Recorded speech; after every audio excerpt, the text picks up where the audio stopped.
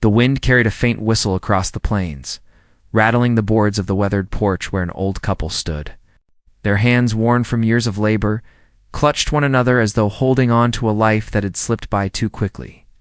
Behind them stretched fields that once promised abundance, but now lay tired and gray, much like the two souls who called this land home. They had prayed for children once, prayed until their knees ached and their hearts bled, but heaven had never answered. The years went on, leaving them with only silence to fill their small home at night. Silence so loud it seemed to echo. It was on one of those evenings, as the sun bled into the horizon, that they first heard the footsteps. A boy stood by the edge of the yard, his face smudged with dirt, his clothes thin and torn. He did not speak at first. He only looked, with eyes too heavy for a child, eyes that told stories of nights without warmth and days without kindness. When the man stepped forward and asked who he belonged to, the child's voice cracked. "My father said I don't deserve love," he whispered. And with those words, the air grew heavier, as if the earth itself mourned with him. The woman's hand instinctively pressed to her chest, and for a moment her heart swelled with an ache she had carried for decades. The man's jaw tightened, for he had known cruelty in his younger days. But hearing it echoed from the mouth of one so small felt like a knife twisting deep. They exchanged a glance, one filled with questions, doubts, but also something more. Something they dared not name yet. The boy shifted on his feet as if ready to flee. But he didn't. Maybe he had nowhere left to go. They led him to the porch, offering him bread and water. His small hands trembled as he ate, as though he expected the food to be taken away at any moment. The woman knelt beside him, brushing the dust from his hair, careful not to startle him. The man sat silently, studying the boy, weighing the burden and the blessing of what was before them. Out here in the wide stretch of America's heartland, where neighbors were miles apart and life was stitched together with grit, a choice like this could change everything. People talked. People judged. And yet, watching the child eat as though it was the first meal he had known in days, the couple felt something stirred that neither of them had allowed themselves to feel in years' hope. The boy's story came in pieces, scattered between bites of bread and long silences. His father was a hard man, one who believed the world owed him, one who drank more than he worked. His mother, gone too soon, had left him defenseless in a house that had no room for tenderness. The boy had learned quickly that his tears meant nothing. His laughter was unwanted, and his very presence was an inconvenience. Until finally, the words had been spoken with a sharpness that cut deeper than any belt or fist. He did not deserve love. And so he had walked until his legs ached and his shoes wore thin. Walked until the farm at the edge of the plains came into sight. The couple listened, their own silence heavy. Each word the child spoke seemed to fill an emptiness inside them, an emptiness they had carried for years. And yet there was fear too. They were old, their bodies not as strong as they once were. Could they raise a boy in this unforgiving land? Could they protect him from the shadows that haunted him, from the whispers of a cruel father who might come looking? And more than that, could they bear the weight of hope if it was once again ripped away? The woman placed her hand on the boy's shoulder, and he flinched, though he did not pull away. The man noticed, his heart twisting at the sight. He remembered his own father's rough hand, remembered how long it had taken him to believe gentleness was not weakness. Looking at the boy now, he felt a strange kinship, as though fate had brought this child to them, not by chance, but by some design far greater than their own understanding. Perhaps he thought love was not always given by blood, but by choice. That night, as the oil lamp flickered in their modest home, the couple lay awake, the boy asleep on a cot nearby. The woman whispered her fears into the darkness. What if they were too old? What if the boy never learned to trust them? What if the father came? The man listened, his hand resting over hers, both of them staring at the shadow of the child's small frame. Finally, he said in a low voice, "Maybe love finds its way to where it's needed most." She turned to him, her eyes glistening in the dim light, and for the first time in years, a fragile hope dared to take root between them. Outside, the wind rattled the windows, carrying with it the lonely song of the plains. Inside, a fragile bond was beginning, though none of them could yet see the road it would lead them down. The boy stirred in his sleep, whispering something too faint to hear, and the woman rose to tuck the blanket around him. She lingered there for a moment, brushing a strand of hair from his forehead before returning to her place beside her husband. Neither spoke again. 4 words felt too small for the weight of the moment, but as the fire in the hearth dimmed to embers, a question hung heavy in the room, unspoken yet undeniable. Would love be enough to mend what the world had broken in the child? Or would the past come knocking, ready to steal away what little peace they had found? The answer lay somewhere ahead, hidden in the uncertain stretch of days to come. The next morning came with a sky brushed in pale gray, the kind of sky that warned of rain but never promised it. The man was already outside, boots sunk into the soil, staring at the wide stretch of land that had both given him a living and stolen years from his body. He heard the faint creak of the door and turned to see the boy standing there, arms wrapped around himself as though holding back a chill. The child's eyes darted quickly, studying the farm, the barn, the chicken coop, and then landing on the man waiting for a word. But the man didn't speak right away.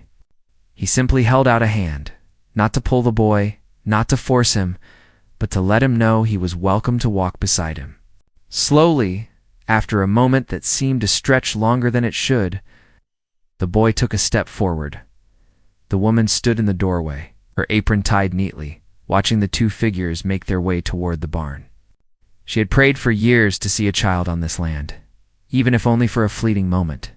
Now that it was here before her eyes, she felt both joy and fear swelling at once. Joy because the house no longer felt so empty. Fear because she knew how fragile this beginning was. Children who had been hurt carried wounds deeper than what could be seen, and she worried those wounds might never heal, no matter how much kindness was poured into them. Inside the barn, the smell of hay and wood filled the air. The man showed the boy where the feed sacks were kept, where the tools leaned against the walls, and where the horses stood quiet and still, their large eyes watching curiously. The boy didn't speak, but his hands twitched slightly, as though he wanted to reach out but didn't trust himself to. The man gave him space. He knew what it was to flinch at another's presence, and he wasn't about to crowd the boy. Instead, he placed a brush into the boy's hand and nodded toward the horse. The child hesitated, then raised the brush slowly. When the horse didn't startle, didn't bite or kick, something flickered across the boy's face. It wasn't a smile, not yet, but it was close. The man turned away, pretending not to notice, letting the boy hold on to that moment in his own quiet way. At breakfast, the woman laid out eggs, bread, and milk. The boy ate quickly again, but this time his eyes occasionally lifted, watching her as if trying to measure whether the food was truly his to keep. She poured more milk into his cup without a word, and though he did not thank her, she caught the faintest softening in his gaze. Still, she knew better than to expect gratitude so soon. Trust was not something that grew overnight. It was like planting seed in hard ground. You had to wait, tend, and hope it might take root. The days that followed settled into a rhythm, though it was not without unease. The boy rose early, always ready to follow the man into the fields or barn. He worked hard, too hard for someone so young, as if trying to earn his place through sweat alone. The man told him to slow down, to rest, but the boy only shook his head. Work was the only language he seemed to know. At night, he would sit by the fire, eyes fixed on the flames, body still except for the way his fingers tapped against his knees. The woman sometimes tried to speak to him, asking simple questions about his day. But his answers were short, often only a word or two. Still, there were moments when his silence spoke volumes. Moments when his eyes betrayed fear or longing, and she began to wonder just how deep the shadows of his past reached. One evening, as the sun dipped low, the boy wandered a little farther than usual. The couple found him sitting near the fence, staring at the horizon. When the woman asked if he was lost, he shook his head. He said he was listening for footsteps, listening in case his father had followed. His words struck them both cold. The man knelt beside him and told him firmly that this was his home now, that no one would harm him here. But even as he said it, a quiet doubt pressed at the back of his mind. Out on the plains, word traveled fast. If the boy's father came looking, it would not take long for him to find out where the child had gone. Nights grew heavier with that thought. The woman found herself waking at the smallest sounds, checking the door, glancing toward the boy's small cot in the corner of the room. She began to notice how he sometimes startled in his sleep, muttering words she could not understand, his hands clenching the blanket tightly. She longed to comfort him, but she held back, afraid he might pull away. Instead, she whispered gentle prayers into the dark, hoping they would reach him somehow, even if he never knew. The man carried his own worries in silence. He remembered his own father, a man who had broken more spirits than he had ever lifted. He wondered if the boy's father was cut from the same cloth, and if so, whether that darkness would one day show up on their doorstep. Yet when he looked at the boy, thin but sturdy, eyes weary yet unbroken, he saw something else too. He saw a chance to do what had not been done for him. He saw the possibility of rewriting a story that had begun in pain. The seasons pressed on. The land was not kind that year, the crops fighting against dry soil and stubborn skies. Yet amid the hardship, the presence of the boy began to change the air in the house. The woman found herself humming again as she worked, the sound of a young set of footsteps trailing through the yard giving her comfort. The man, though often tired, felt a strength in his chest he hadn't known in years. It wasn't ease, not yet, but it was something like belonging. And the boy, though still carrying the weight of his father's words, began to leave small signs of trust scattered in his days. A brush left carefully cleaned, a plate set at the table without being asked, a quiet glance toward them that lingered longer than before, but with each day that bond grew, so did the uncertainty. They never spoke of it aloud, yet both the man and woman knew the truth. They had not asked the law for permission. They had not sought out a preacher or a judge to make it official. The boy was theirs only in the fragile way of circumstance, and at any moment that could be taken from them. The thought settled like a shadow over even their brightest hours. One evening, as rain finally swept across the plains, the boy stood at the window, watching the drops race each other down the glass.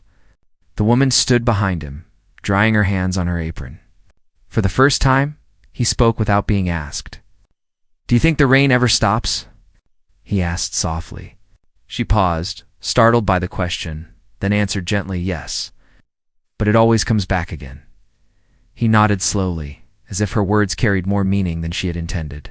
The man, listening from his chair by the fire, caught the exchange and felt the weight of it settle in his chest.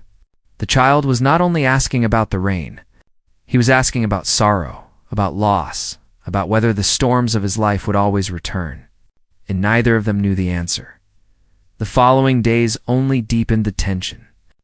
A stranger rode past the farm, pausing longer than seemed natural, eyes scanning the yard before tipping his hat and moving on.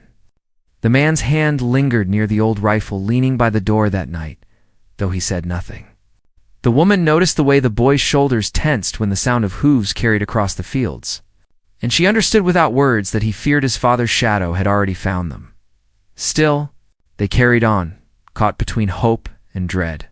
Each sunrise brought the chance of new beginnings, but each sunset carried the question of how long those beginnings could last.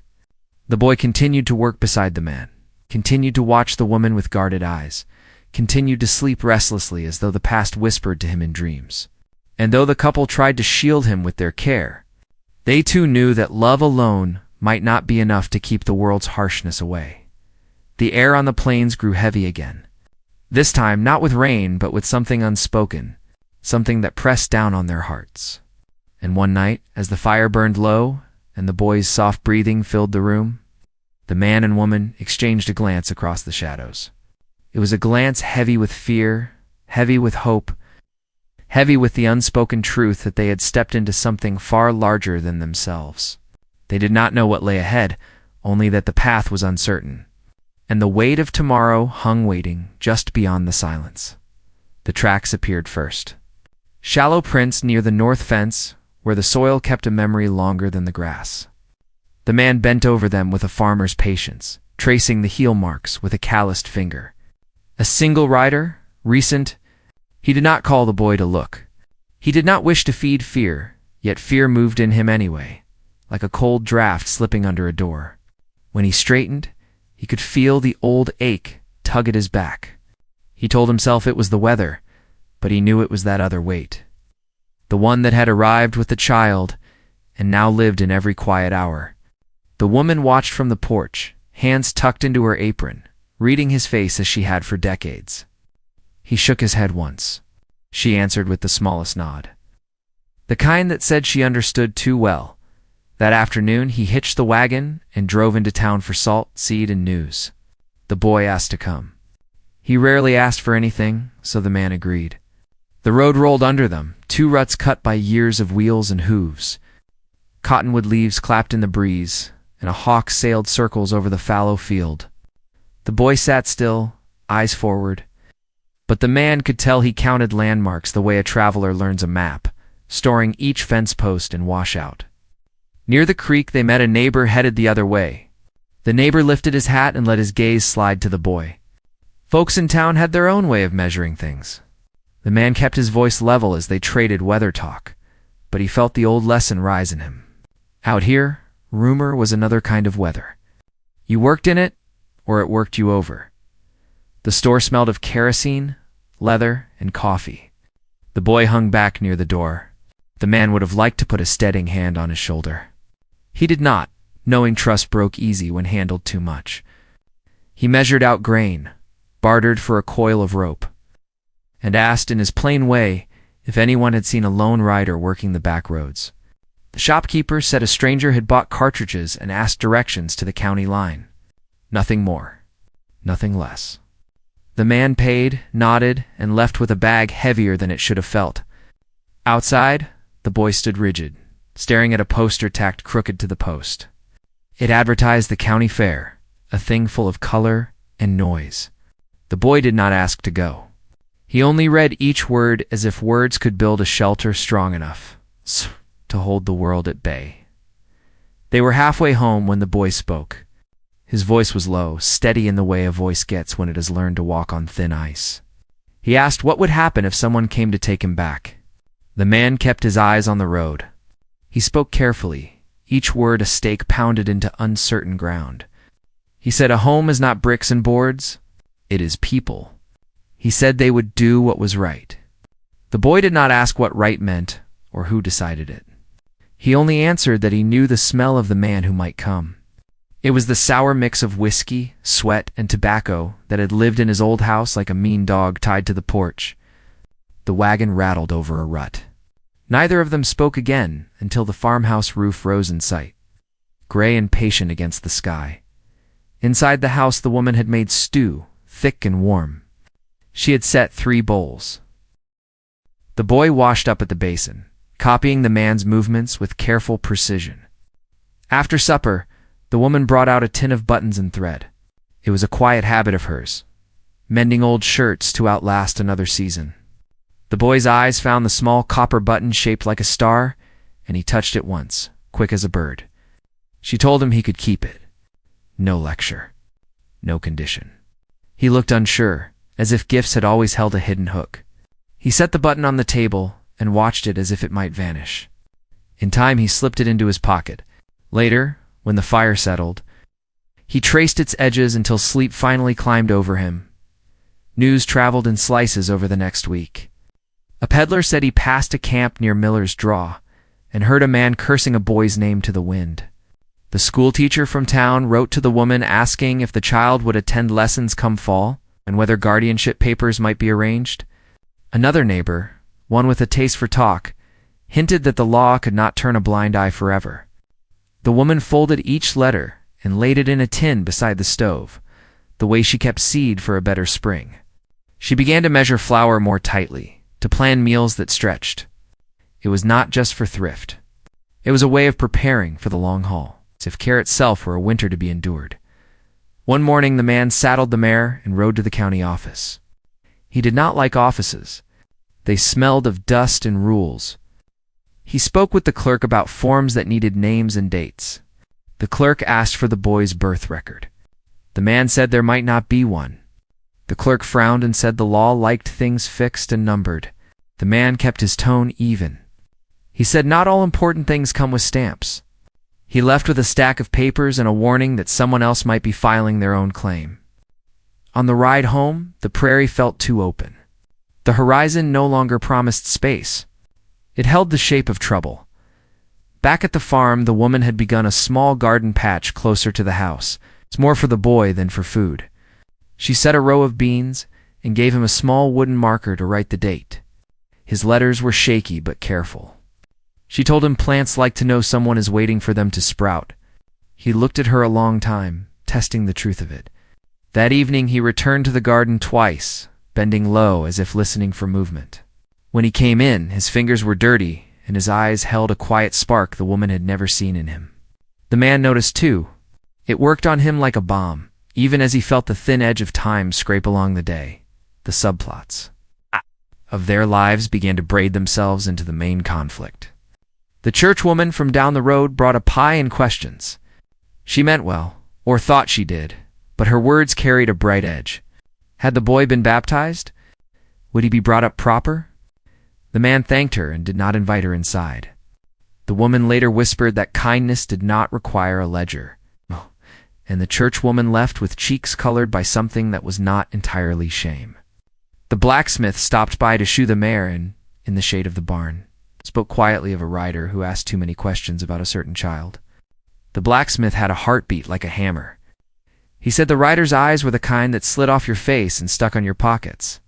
The man paid him and asked him to pass no word except this one. The boy was safe. The blacksmith nodded. He was a man who understood the weight of oaths. Another strand. The boy discovered the old harmonica in a drawer near the stove.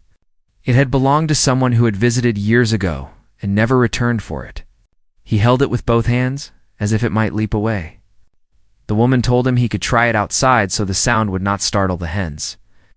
He took it to the porch steps and breathed out a thin, uncertain note. The second note came truer, the third steadier. The tune was crooked at first, then it found a path. The man, working the harness, felt the melody gather the hour into something almost whole. Music did not fix broken things. It set them in a different light. That night, the boy hid the harmonica under his pillow, the copper star button beside it. The woman saw the shapes through the cloth and said nothing. Some treasures needed no witness. The main conflict pushed harder.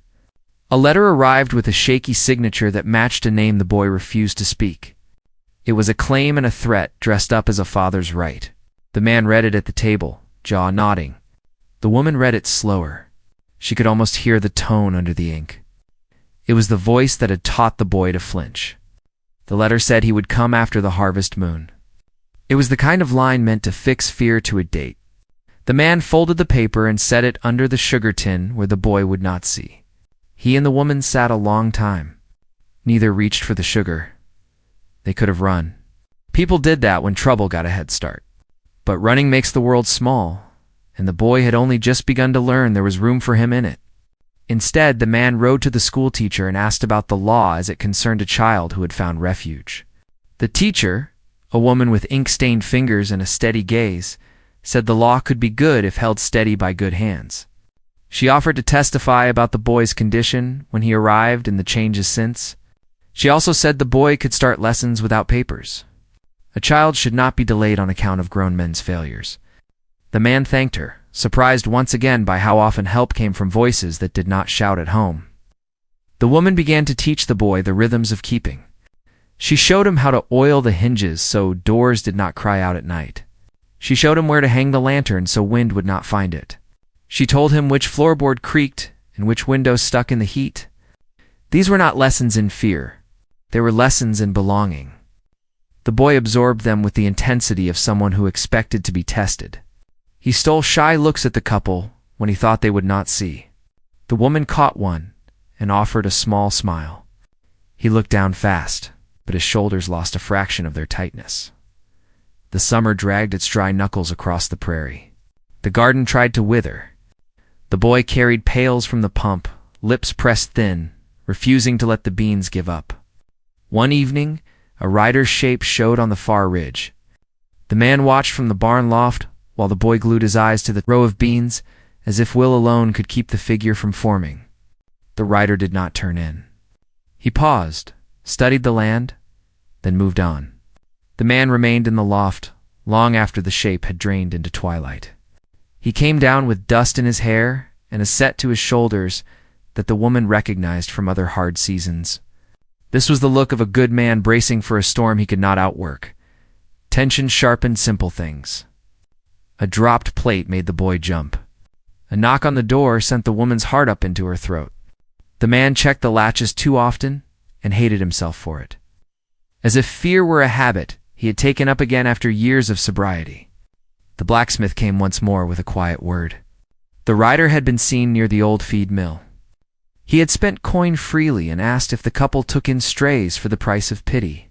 The blacksmith's jaw flexed when he said it. The man thanked him and brought out a jar of early peaches. The blacksmith took one and left the rest. When he rode away, dust hung in the air longer than it should have. The boy began to carry the harmonica even into the fields. He did not play it when others were near. He only held it in his pocket with the star button and touched both when his eyes grew distant. One noon hour the man asked if he might hear a tune. The boy looked up like an animal caught open. The woman said the stew would taste better with music. He raised the instrument and pulled a song from it that had no name. It was the song of a small bird on a big plain, thin at first and then brave.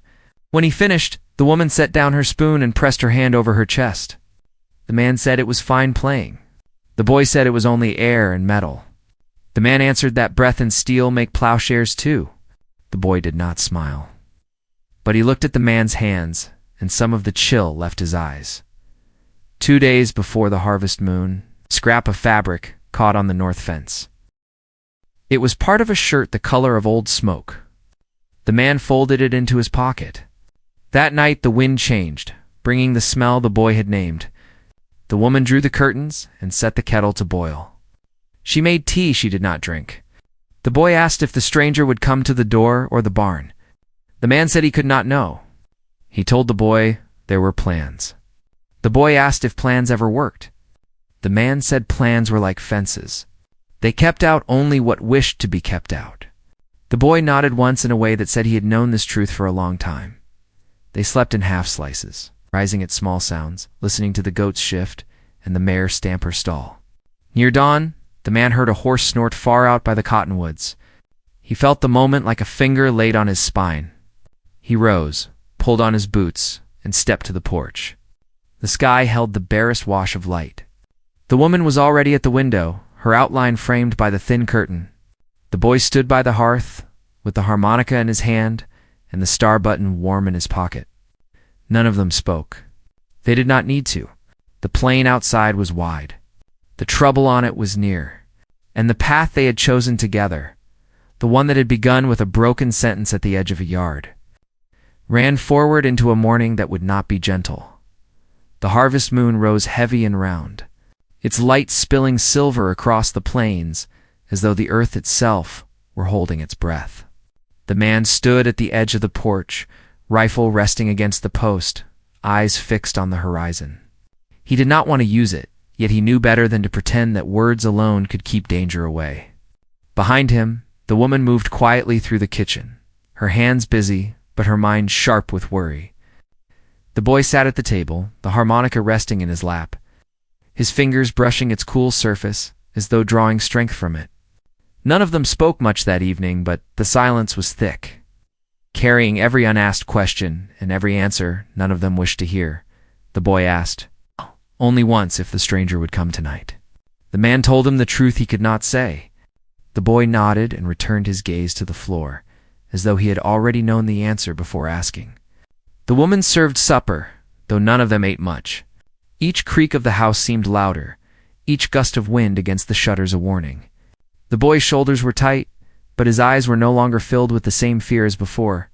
There was something else there now, something like resolve. Though it was laced with the weight of a child who should never have been forced to carry such a burden, the moon climbed higher, and the sound came distant hooves, beating against the earth. Slow at first, then steadier, echoing across the still night air. The boy froze, the harmonica slipping from his lap and clattering to the floor. The woman's hands gripped the back of a chair, knuckles white. The man stepped off the porch into the yard, the rifle firm in his hand but not yet raised.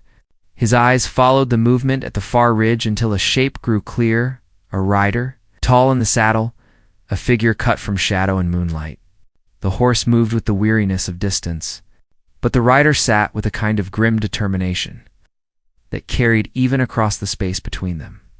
The boy pressed himself against the doorway, his breath quick, eyes wide. He whispered under his breath, naming the smell he remembered: whiskey, sweat, and smoke. The woman bent down, touching his shoulder. She whispered to him that he was not alone now, that he was not the boy left behind anymore. Still, he trembled, because memories were not so easily drowned out by promises.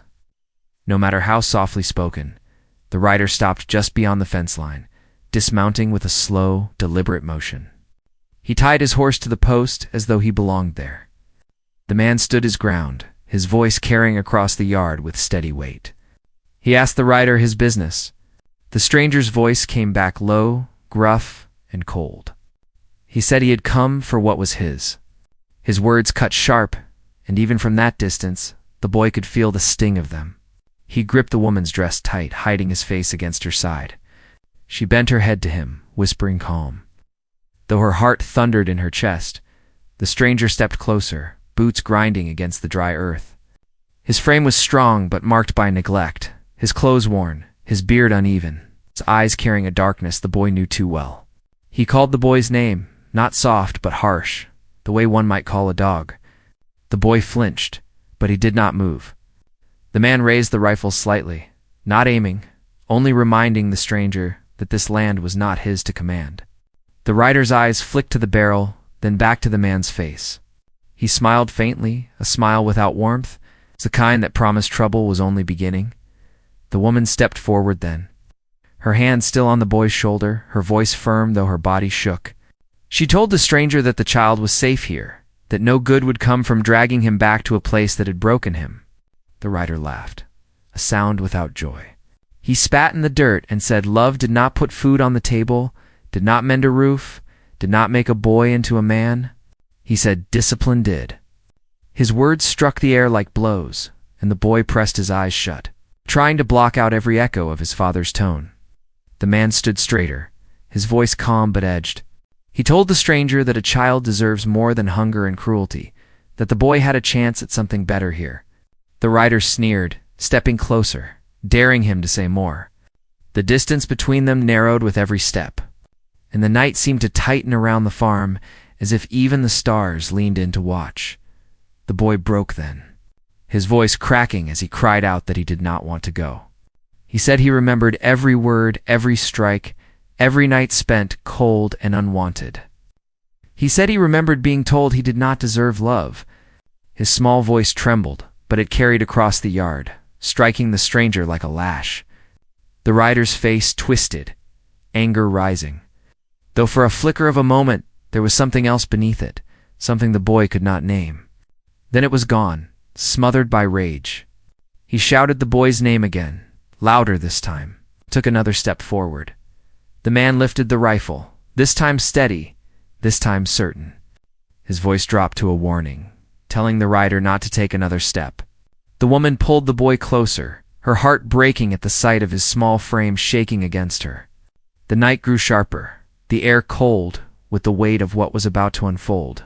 The horse stamped its hooves, restless, sensing the storm and its master. The boy's breathing grew ragged, every inhale a battle, every exhale a plea for it all to stop. The rider spread his arms wide, taunting, daring, his voice dripping with mockery. He said the boy was his blood, his flesh, his right. He said no strangers, no matter how kind their words, could break that bond. But the boy shook his head, gripping the harmonica now in his hand, the copper button pressed against it. He said blood meant nothing if it carried only pain. His words, small as they were, seemed to slice the night open.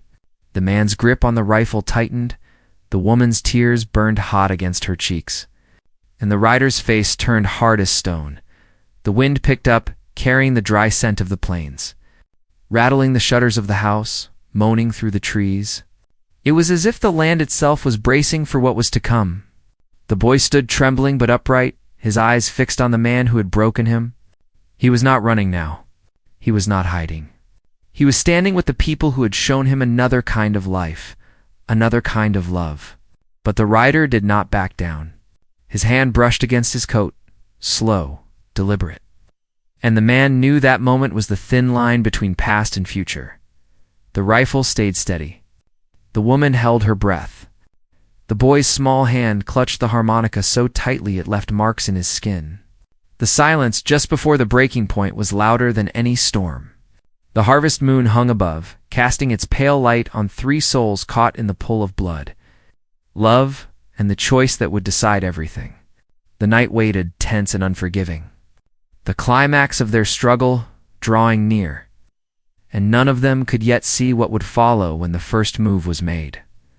The rider's hand lingered near his coat, fingers twitching as though he weighed the next move. The man's rifle stayed steady, the barrel aimed but his eyes calm, refusing to give in to anger. The woman's voice, though trembling, broke the silence.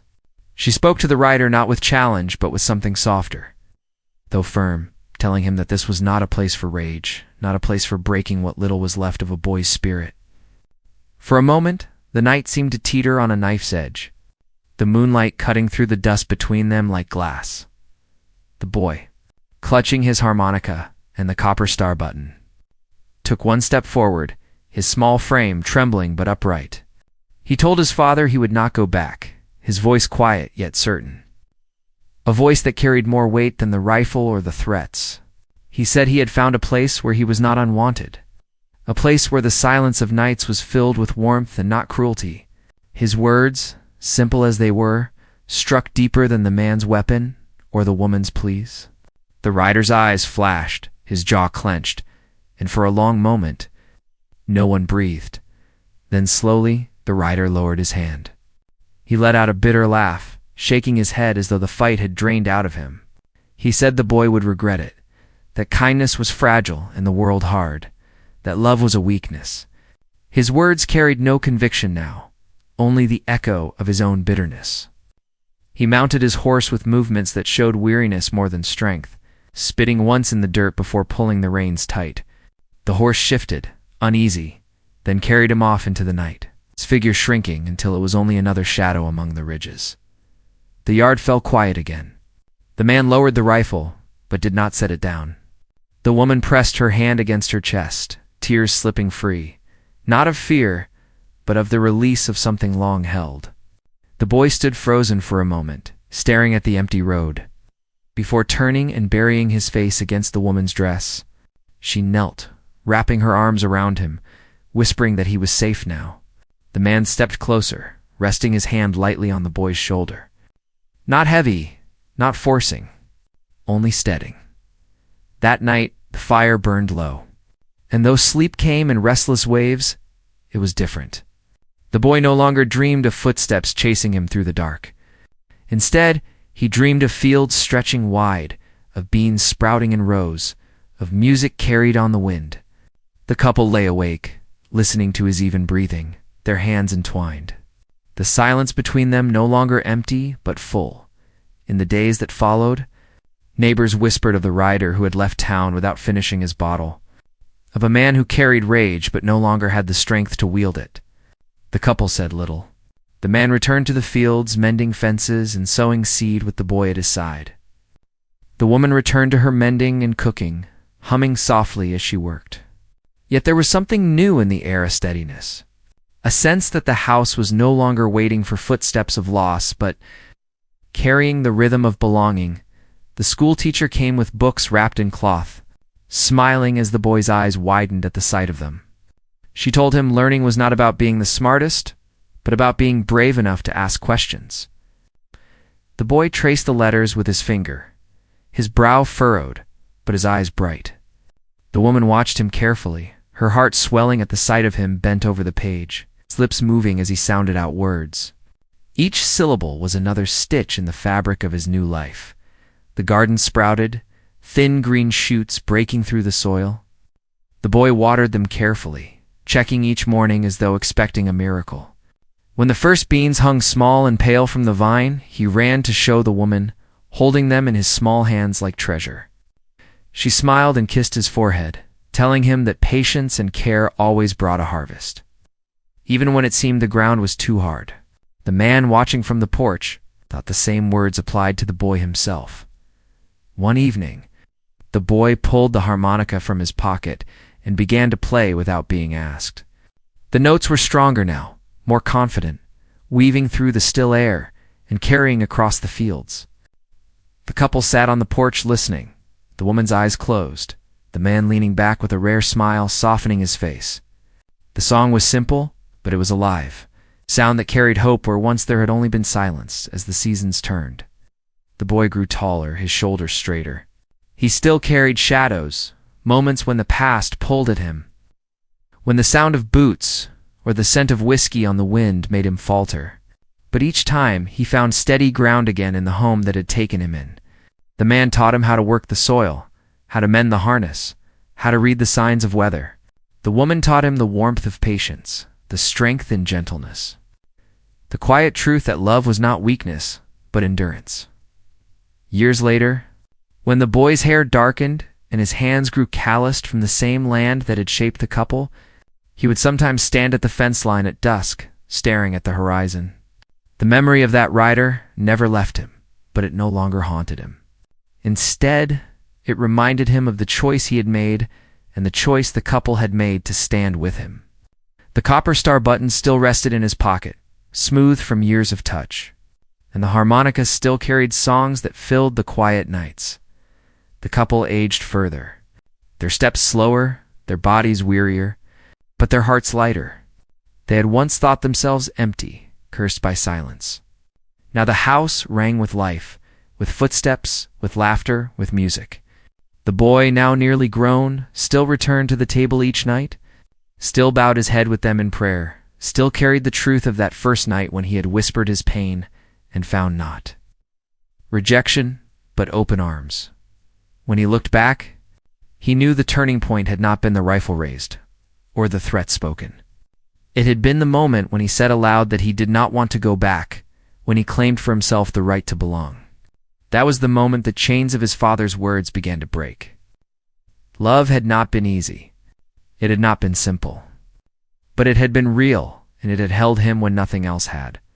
The land still bore its hardship storms, dry seasons, the grind of labor, but the boy learned those trials were different from cruelty. They were burdens shared, faced together, not alone. And in facing them, he grew into something his father could never erase, a young man who knew his worth, who knew that love was not a thing to be earned or deserved, but a gift freely given and fiercely protected. On the last autumn, an evening before the snows came, the boy stood with the couple on the porch, the sky washed in orange and red. The woman leaned against the man's arm, her hair silver in the fading light. The boy raised his harmonica and played a tune that carried into the wind, a song of roots planted deep, of storms weathered, of hope that had taken hold. When he finished, the woman wiped her eyes, and the man placed a hand on the boy's shoulder. No words were spoken. None were needed. The story had begun with a broken sentence, a child crying that his father said he did not deserve love. But it ended with that same child standing tall, wrapped in the quiet strength of those who had chosen him. Love had found its way into the cracks left by pain, and it had stayed, steady as the soil beneath their feet.